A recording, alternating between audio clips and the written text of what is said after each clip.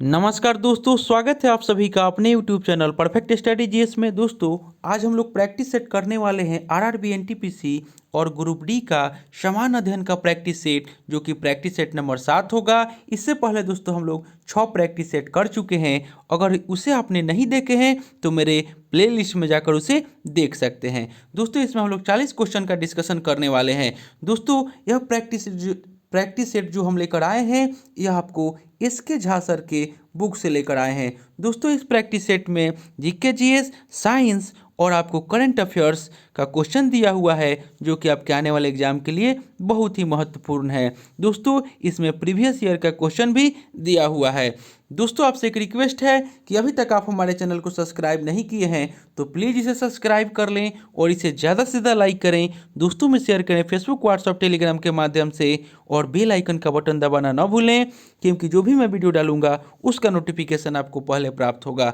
दोस्तों, अगर आपको इसका पीडीएफ चाहिए तो डिस्क्रिप्शन में हम टेलीग्राम का लिंक दे दिए हैं, आप लोग जा करके वहाँ से प्राप्त कर सकते हैं। तो चलिए दोस्तों, स्टार्ट करते हैं आज का प्रैक्टिस सेट।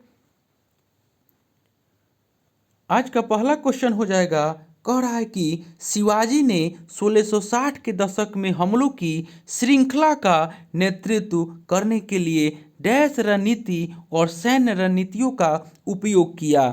एक का राइट आंसर हो जाएगा ऑप्शन नंबर सी, यानी कि गुरिल्ला। मराठा साम्राज्य का संस्थापक शिवाजी ने अंग्रेजों के विरुद्ध गुरिल्ला युद्ध नीति या छापामार युद्ध नीति को प्रारंभ किया। नेक्स्ट देख लेते हैं। क्वेश्चन नंबर 2 में आपको कह रहा है कि कौन वैसे त्रावणकोर के दीवान थे जिन्होंने 1808 में एक विद्रोह का नेतृत्व किया था और उन्हें सार्वजनिक रूप से फांसी दी गई थी। तो 2 का राइट आंसर हो जाएगा ऑप्शन नंबर ए, यानी कि बेलू थम्पी। त्रावणकोर का दीवान अर्थात वित्त मंत्री बेलू थम्पी ने केरल में अंग्रेजी के विरुद्ध वर्ष 1808 में आंदोलन का नेतृत्व किया। नेक्स्ट देख लेते हैं। क्वेश्चन नंबर 3 में आपको कह रहा है कि भारतीय स्वतंत्रता संग्राम में सहायता हेतु निम्नलिखित में से कौन से संगठन की स्थापना भारत के अंदर की गई थी। तो 3 का राइट आंसर हो जाएगा ऑप्शन नंबर सी, यानी कि हिंदुस्तान समाजवादी गणतंत्र संस्था। हिंदुस्तान समाजवादी गणतंत्र संस्था की स्थापना 1928 में दिल्ली के फिरोज शाह कोटला मैदान में किया गया। नेक्स्ट देख लेते हैं। क्वेश्चन नंबर 4 में आपको कह रहा है कि सहिष्णुता के अभ्यास में उसका दुश्मन ही उसका सबसे अच्छा शिक्षक होता है, यह शब्द किसने कहे थे। 4 का राइट आंसर हो जाएगा ऑप्शन नंबर डी, यानी कि दलाई लामा ने कहे थे यह शब्द। नेक्स्ट देख लेते हैं।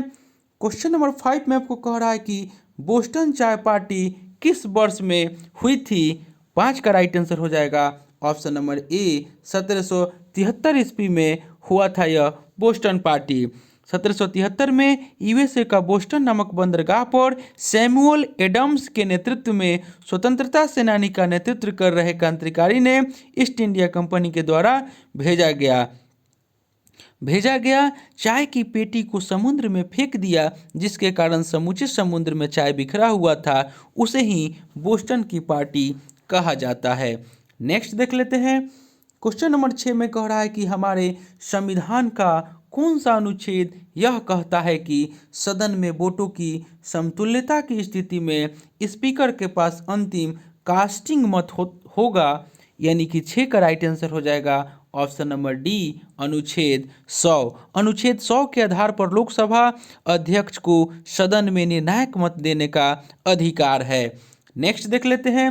क्वेश्चन नंबर 7 में कह रहा है कि संसद के वर्तमान सत्र के निष्कासन को डैश कहते हैं, यानी कि 7 का राइट आंसर हो जाएगा ऑप्शन नंबर सी, यानी कि स्थगन। स्थगन प्रस्ताव को निंदा प्रस्ताव भी कहा जाता है। नेक्स्ट देख लेते हैं।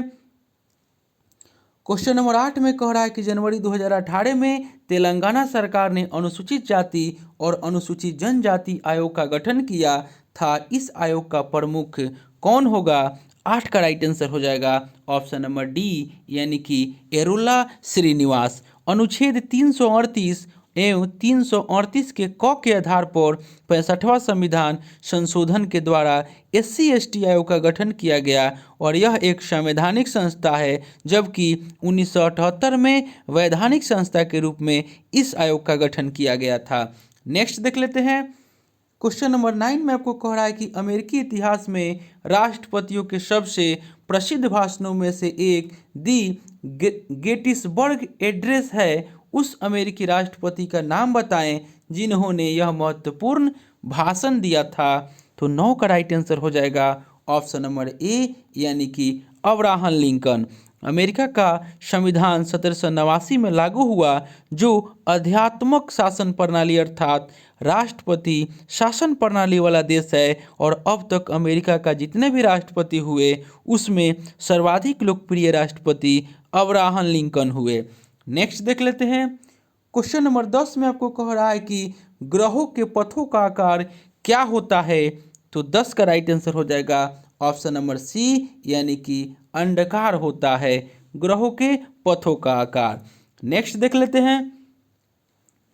क्वेश्चन नंबर 11 में आपको कह रहा है कि भूकंप वैज्ञानिक विद भूकंप की संभावना का अनुमान किसके आधार पर नहीं करते।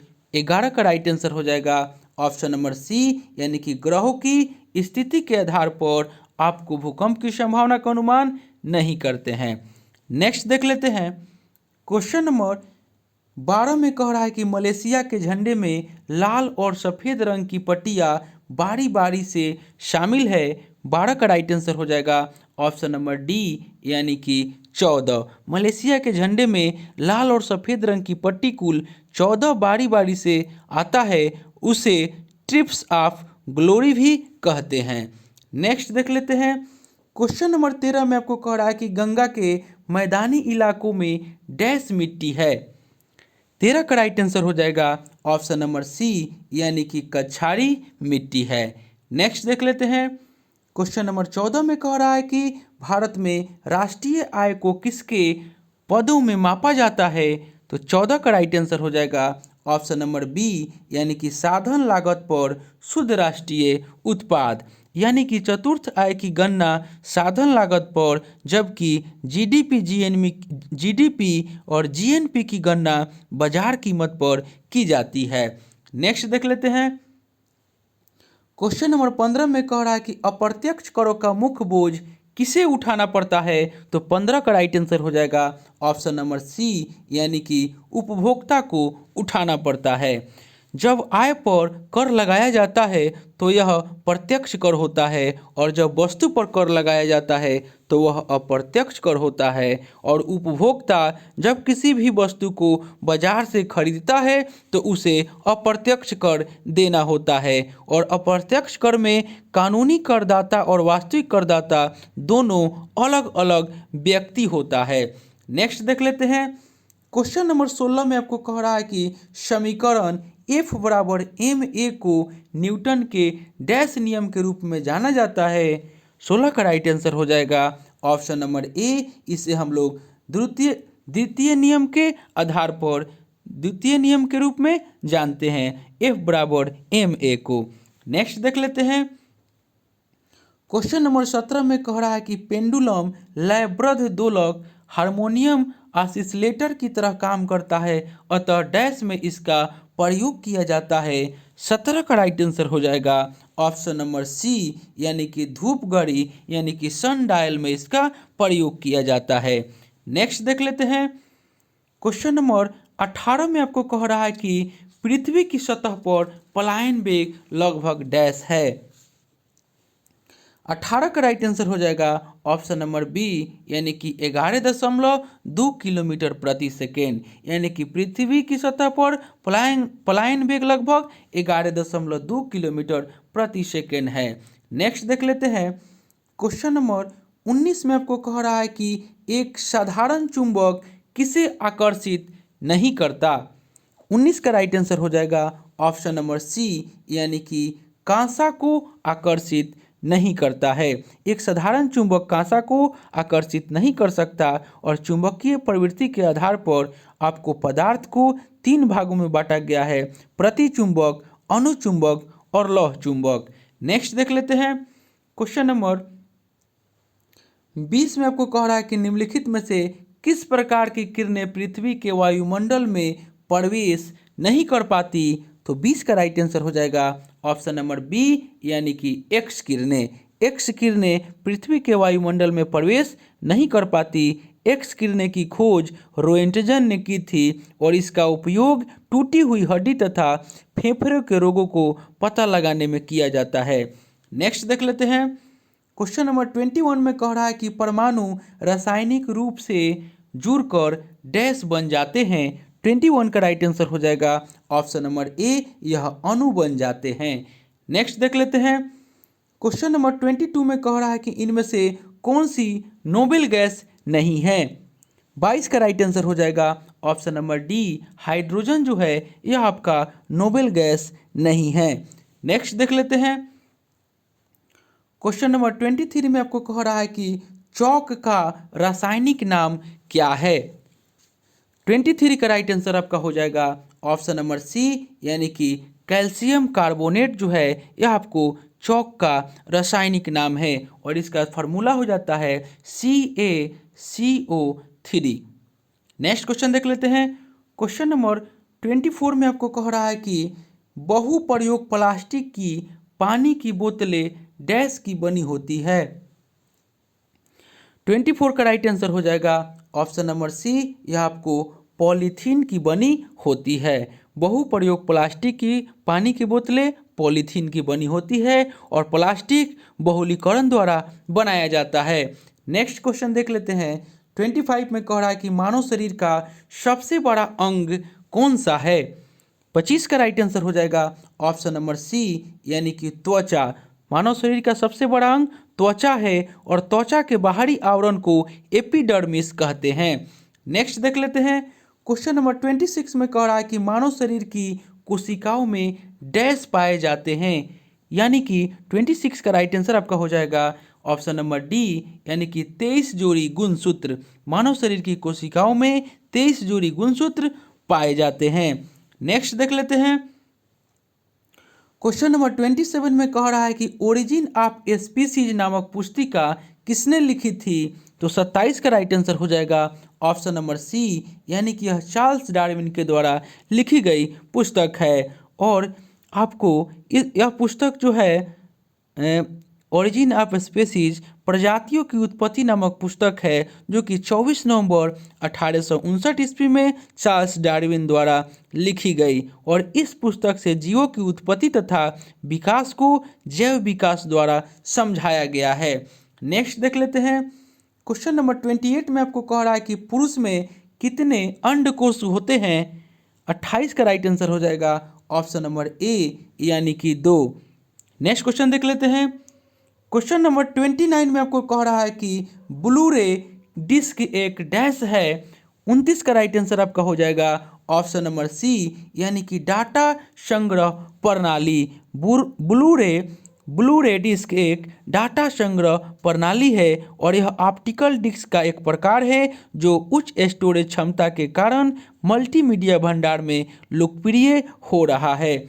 नेक्स्ट क्वेश्चन देख लेते हैं क्वेश्चन नंबर 30 में आपको कह रहा है कि प्रदूषण के सूचकांक SPM का पूर्ण रूप क्या है। तो 30 का राइट आंसर हो जाएगा ऑप्शन नंबर बी, यानी कि सस्पेंडेड पार्टिकुलेट मैटर, यानी कि 30 का राइट आंसर ऑप्शन बी हो जाएगा। नेक्स्ट क्वेश्चन देख लेते हैं क्वेश्चन नंबर 31 में आपको कह रहा है कि 10 न्यूटन का एक क्षैतिज बल अगर 5 केजी की एक वस्तु को बल की दिशा में 2 मीटर की दूरी तक विस्थापित कर देता है तो बल द्वारा किया गया कार्य डैश होगा, यानी कि 31 का राइट आंसर हो जाएगा ऑप्शन नंबर ए, यानी कि 20 जूल होगा। यानी कि W बराबर आपको होता है F/S, यानी कि F बराबर जो हो जाएगा 10 न्यूटन, उसके बाद S बराबर 2 मीटर हो जाएगा और W बराबर हो जाएगा 10 गुने 2, यानी कि 20 जूल। नेक्स्ट क्वेश्चन देख लेते हैं क्वेश्चन नंबर 32 में आपको कह रहा है कि ईज ऑफ डूइंग बिजनेस 2020 के तहत राज्यों की रैंकिंग में प्रथम स्थान किस राज्य को प्राप्त हुआ, तो 32 का राइट आंसर हो जाएगा ऑप्शन नंबर सी, यानी कि आंध्र प्रदेश को।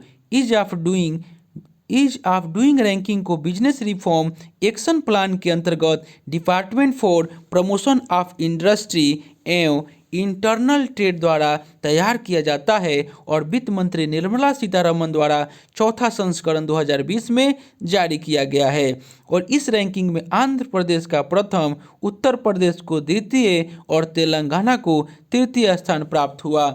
नेक्स्ट देख लेते हैं। क्वेश्चन नंबर 33 में कह रहा है कि बजट 2020-21 के अनुसार 5 लाख तक की आय पर कितना टैक्स देना होगा। 33 का राइट आंसर हो जाएगा ऑप्शन नंबर डी, यानी कि 0%। नेक्स्ट क्वेश्चन देख लेते हैं। क्वेश्चन नंबर 34 में कह रहा है कि एक भारत श्रेष्ठ भारत किस मंत्रालय द्वारा यह कार्यक्रम शुरू किया गया है। तो 34 का राइट आंसर हो जाएगा ऑप्शन नंबर डी, यानी कि सूचना और प्रसारण मंत्रालय के द्वारा शुरू किया गया है। नेक्स्ट देख लेते हैं। क्वेश्चन नंबर 35 में कह रहा है कि हाल ही में चर्चा में रहा प्रोग्राम प्रोजेक्ट चीता किसके द्वारा शुरू करने का निर्णय लिया गया। 35 का राइट आंसर हो जाएगा ऑप्शन नंबर सी, यानी कि भारतीय सशस्त्र बल के द्वारा। चीन के खिलाफ प्रहार के लिए भारतीय सशस्त्र बल द्वारा प्रोजेक्ट चीता फिर से शुरू किया गया। प्रोजेक्ट चीता दुश्मन के खिलाफ आक्रामक कार्रवाई करने के लिए ड्रोन को अपग्रेड करना है। नेक्स्ट देख लेते हैं क्वेश्चन नंबर 36 में आपको कह रहा है कि वर्तमान में केंद्र शासित प्रदेश लक्षद्वीप के प्रशासक कौन है। 36 का राइट आंसर हो जाएगा ऑप्शन नंबर ए, यानी कि दिनेश्वर शर्मा। दिनेश्वर शर्मा जो है वो आपको लक्षद्वीप के वर्तमान में प्रशासक हैं। उसके बाद लद्दाख के प्रशासक जो हैं राधा कृष्ण माथुर जो हैं वह लद्दाख के प्रशासक हैं। नेक्स्ट क्वेश्चन देख लेते हैं।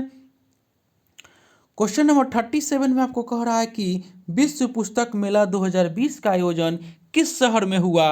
37 का राइट आंसर हो जाएगा ऑप्शन नंबर सी, यानी कि दिल्ली में।